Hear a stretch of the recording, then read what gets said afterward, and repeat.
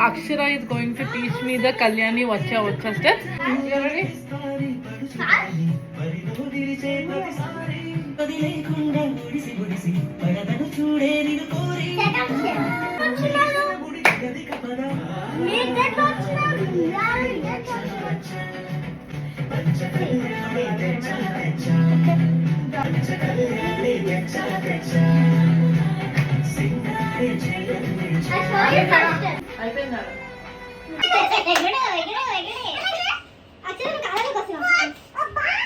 It's okay.